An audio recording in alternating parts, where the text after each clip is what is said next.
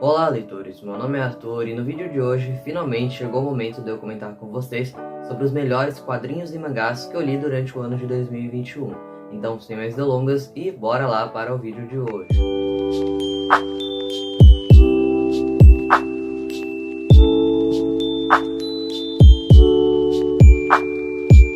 Eu selecionei no total 7 quadrinhos e mangás para mostrar para vocês aqui dentro dessa lista, sendo que eu vou começar do 7º até o primeiro colocado, tá? Lembrando que essa lista foi montada somente e unicamente na minha opinião, não é um consenso, você pode discordar das coisas que eu vou falar aqui neste vídeo e tá tudo bem. Confesso que durante esse ano eu não li muitos quadrinhos e mangás, então nem foi tão difícil assim de montar essa lista aqui para vocês. E antes que eu comece a mostrar aqui os quadrinhos para vocês, eu peço para que vocês comentem embaixo nos comentários a lista de melhores quadrinhos e mangás que você leu durante esse ano. Bom, na 7ª posição eu decidi colocar o mangá Solanin de Inio Asano. Eu cheguei até a fazer uma resenha dele aqui no canal no início do ano, eu vou deixar o link da resenha aí nos cards para vocês conferirem depois. Inio Asano é um autor que eu gosto muito, eu já li Boa Noite Pompom dele, que está até aqui atrás na estante, e eu fui com muitas expectativas para Solanin. Ele é um mangá que foi lançado originalmente no Japão no ano de 2005, completo em 2 volumes, e quando a LPM decidiu reimprimir este mangá durante este ano, eu não pensei 2 vezes e decidi comprar e ler. Eu confesso que essa não foi uma leitura perfeita, eu enxerguei alguns pontos negativos sim durante a obra, eu até comentei sobre esses pontos negativos durante o meu vídeo, mas olhando agora em retrospecto, né, comparando a outras leituras que eu fiz durante o ano, eu acho que sim, ele merece estar aqui dentro dessa lista. Mesmo com alguns erros aí, eu acho que os acertos desse mangá se sobressaem. E assim como na maioria das obras do autor, esse mangá vai mostrar muito o cotidiano desses personagens e vai retratar também alguns assuntos bem sérios aqui durante a obra. Então é um mangá que possui alguns gatilhos, sim. Esse é um mangá que vai falar muito de pessoas que estão em busca do seu lugar no mundo e querem nadar contra a maré e ir em busca dos seus sonhos e descobrir a sua real felicidade. A história é transmitida por meio do ponto de vista da personagem Meiko, que é a nossa protagonista, e ela vive junto com o Taneda, que é o seu namorado, e ambos estão aí insatisfeitos com a vida que levam, principalmente no trabalho.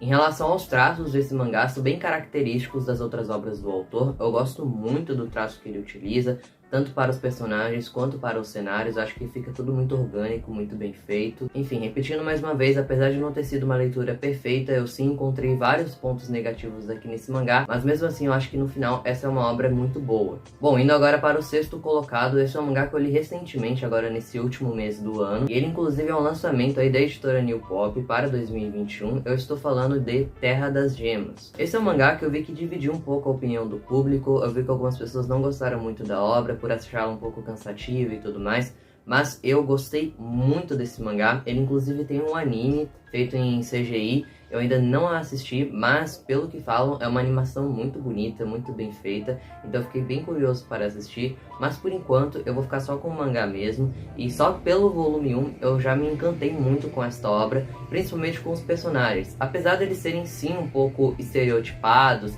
eles terem ali características muito exageradas, né, digamos assim, acho que o autor consegue desenvolver muito bem cada um deles. Cada personagem tem ali as suas inseguranças e o autor trabalha muito bem com elas, principalmente com o protagonista. Além dessa obra ter me instigado aí pelos personagens, ela também me instigou pelo mundo que o autor criou aqui dentro. Essa obra parece se passar ali num futuro meio que distópico. A gente tem alguns vilões aqui também que a gente não sabe muito bem sobre eles, a origem que eles têm, qual é o objetivo desses vilões aqui dentro dessa história. A gente não sabe nada disso, pelo menos aqui com este primeiro volume. Então é realmente algo que atiça muito a curiosidade do leitor para continuar lendo a obra. E eu acho que essa obra tem um equilíbrio muito bom entre ação, momentos de ali luta e tudo mais, com momentos também mais introspectivos, que a gente entra realmente na mente do personagem. E em relação aos desenhos, né, os traços eu achei também muito bonitos, que são bem únicos inclusive. Enfim, sem dúvidas é um dos grandes lançamentos deste ano de 2021 aqui no Brasil. Em 5º colocado, eu decidi colocar um quadrinho ou graphic novel, como você preferir chamar. Eu estou falando de O Muro. Bom, a história se passa na Bélgica no ano de 1988, pelo menos em seu início. No decorrer da leitura a gente vai vendo que os anos vão avançando conforme a idade da personagem também vai avançando. E no início da trama a gente acompanha a nossa protagonista chamada Rosie, uma garota de 13 anos em que sua mãe acabou a abandonando para morar em Dubai e o seu pai acaba não ficando muito tempo com ela, pois vive no trabalho. Ou seja, ela praticamente mora sozinha. E essa é uma personagem que se sente muito perdida no mundo, abandonada e melancólica também em vários momentos. Toda essa dor que a personagem sente, toda essa tristeza, toda essa solidão é transposta aqui para o leitor também. Esse é um quadrinho que no início eu não dava muito por ele, mas depois que eu finalizei a leitura, eu percebi que foi uma história assim, que me impactou demais. As ilustrações também são muito bem feitas, combinam muito com a história. Eu cheguei a fazer uma resenha só desta HQ também no início do ano, então vou deixar ela linkada aí nos cards para vocês saberem mais detalhes, né, sobre a história e sobre a minha opinião também. Bom, prosseguindo aqui com a lista, em quarto lugar eu decidi colocar o mangá Paradise Kiss, que é um lançamento, né, da Panini neste ano. A editora está relançando este mangá aqui no Brasil, que inicialmente tinha sido publicado pela editora Conrad, completa em 5 volumes. E para quem não sabe, esse é um mangá da mesma escritora de Nana, que é uma das minhas obras favoritas. O anime é incrível, o mangá também é muito bom. Infelizmente, ele não foi finalizado e até hoje ele se encontra em hiato, sem previsão para voltar. Mas pelo menos Paradise Kiss já é uma obra concluída, finalizada. Eu até o momento só li os 3 primeiros volumes, mas com base nesses primeiros volumes, essa já é uma obra que me encantou demais.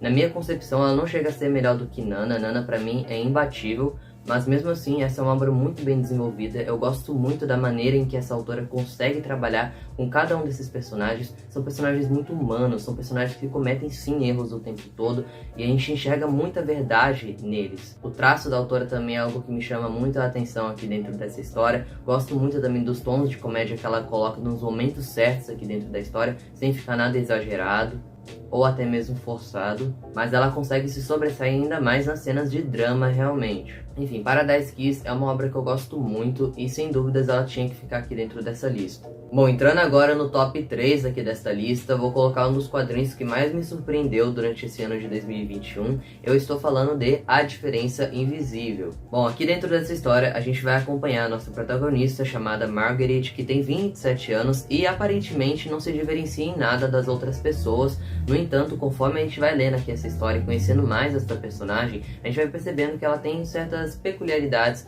comparada a outras pessoas, e ela não sabe muito bem por que ela se sente deslocada no mundo. Até que chega um momento em que ela acaba sendo diagnosticada com um transtorno do espectro autista, a síndrome de Asperger, e a partir de então a sua vida vai sofrer uma mudança completa. Essa é uma obra que retrata muito bem o autismo, a autora é muito didática aqui em alguns momentos, eu acho que isso é muito importante para pessoas leigas, né, entenderem mais sobre isto. Os traços também são muito bonitos, apesar de simples, a colorização também é muito bem feita. Enfim, é um quadrinho que eu recomendo para todos. Bom, em segundo colocado nessa lista eu decidi pôr o mangá Rosa de Versalhes. Calma, eu sei que essa não é uma leitura que eu realizei neste ano, é uma releitura na verdade, que eu fiz durante este ano de 2021. Eu até realizei um vídeo bem completo falando sobre a obra no geral, eu vou deixar ele linkado aí nos cards para caso vocês queiram conferir depois. Mas foi uma releitura que me marcou tanto, mas tanto, que eu decidi colocar aqui nessa lista de melhores do ano. Não é novidade para ninguém que Rosa de Versalhes é uma das minhas obras favoritas da vida. Eu vivo recomendando esse mangá para vocês aqui no canal. É um mangá shoujo assim que é referência, ele acabou revolucionando realmente o gênero. E apesar de ser uma obra antiga, é uma obra que não ficou datada na minha concepção. E aqui dentro desse mangá a gente vai acompanhar o reinado da Maria Antonieta, que governou a França, inclusive ali no período da Revolução Francesa, que foi um período assim de várias mudanças na história. Enfim, eu acho que a autora consegue retratar esses momentos muito bem aqui dentro do mangá. A gente também tem personagens que são fictícios, né, que não são baseados em figuras reais, como a Maria Antonieta. A gente tem a Oscar, que é a nossa protagonista, que é uma personagem fictícia, é uma personagem assim muito bem desenvolvida, muito carismática também. Enfim, Rosa de Versalhes é um mangá assim que dispensa comentários. E para finalizar, em primeiro colocado, foi bem difícil escolher um mangá para colocar em primeiro colocado, mas eu decidi pôr uma leitura que eu realizei também recentemente, nesse mês de dezembro, e é um mangá assim que eu sempre tive curiosidade de ler, de um autor também que eu gosto muito. Eu estou falando de Uzumaki, de Junji Ito. Que mangá bizarro, mas que mangá que te prende durante toda a leitura. Eu me senti imerso aqui o tempo todo.